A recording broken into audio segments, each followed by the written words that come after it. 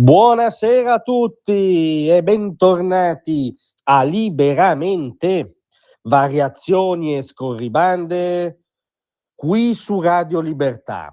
Allora, con calma, coi tempi del rito eurocratico che più o meno equivalgono al rallenti inserito mentre vanno in scena le convulsioni della storia, dopo aver consultato 727 uffici, sottouffici, sottocommissioni, è intervenuta sulla guerra in Medio Oriente anche Ursula von der Leyen, che è il Presidente della Commissione europea, quindi sulla carta la figura politica più importante del vecchio continente. Poi queste crisi disvelano ogni volta che non è così, che ci sono gli stati-nazione che perseguono legittimamente i loro interessi, ma insomma sulla carta questo è, e sulla carta è intervenuta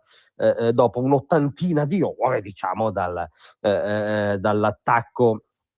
israelo-americano contro la tirannia degli ayatollah, e ci ha distillato le seguenti perle di saggezza. Si sente la presenza dell'Europa in questo tornante incandescente della storia. La stabilità della regione è di fondamentale importanza. Uno, vabbè, grazie, siamo 80 ore per una tautologia, diciamo che non sono poche, via. Dopodiché è anche corretta come ogni tautologia nel merito questa affermazione. Diciamo che Ursula von der Leyen ha avuto anni, lustri, per rivolgere lo stesso appello alla tirannia degli ayatollah, che ha minato costantemente la stabilità della regione, costruendo la piovra terrorista, alimentando e finanziando le sue molteplici braccia, gli Houthi che attentavano al commercio internazionale nel Mar Rosso, gli Hezbollah che di fatto sostituivano un'autorità legittima in Libano e dal nord martoriavano i civili israeliani, gli sgherri nazi islamici di Hamas che inscenavano il pogrom del 7 ottobre. Ecco, diciamo che in quanto a stabilità della regione non è che gli ayatollah, i loro proxy, il loro progetto di sovversione islamista globale, tra l'altro neanche regionale, abbiano agevolato, via. Ma proseguiamo nel von der Leyen non pensiero. L'unica soluzione duratura è una soluzione diplomatica. Sì, certo, è per quello che il macellaio Khamenei, avvezzo a mitragliare il suo popolo mentre è in piazza e andare a caccia dei superstiti negli ospedali per finirli, non è più in condizione di macellare nessuno, per la diplomazia. Indubbiamente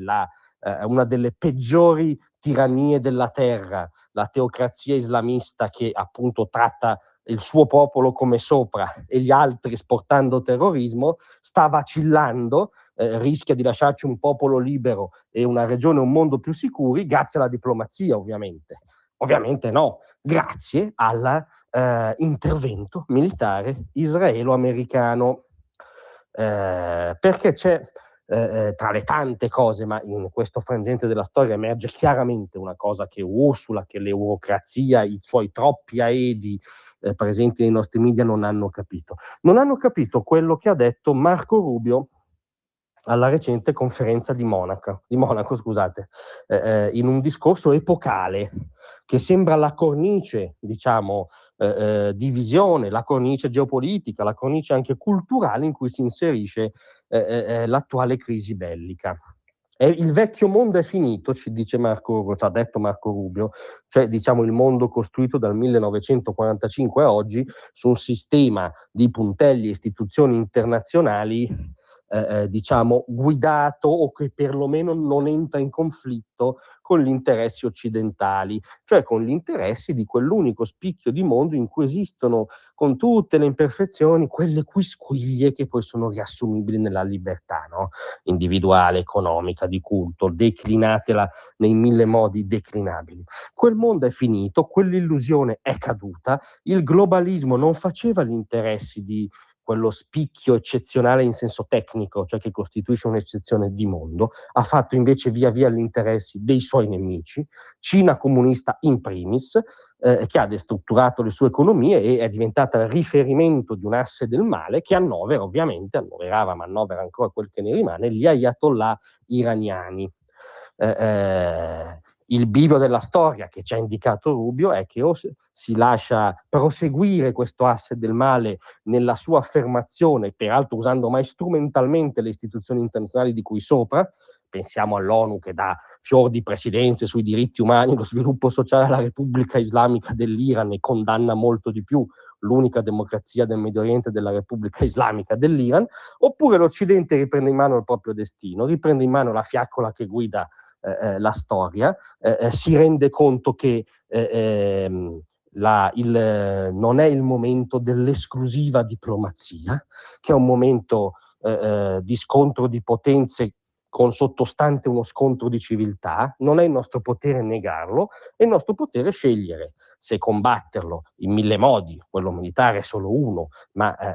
in Iran era ormai l'unico verosimile, visto che gli ayatollah non rinunciavano al proprio progetto di apocalisse islamista, o finiremo sempre più residuali, finiremo sempre più come la signora von der Leyen che ci mette 80 ore per partorire delle ovvietà fuori tempo massimo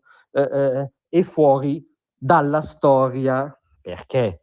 questa Unione Europea, neanche questa Europa, questa Unione Europea dimostra ancora una volta di essere fuori dalla storia. Sei nella storia se sei collocato nelle faglie di rottura contemporanee. Quella principale riguarda l'Occidente e i suoi nemici. Scegliete e lasciate stare le ovvietà della signora von der Leyen.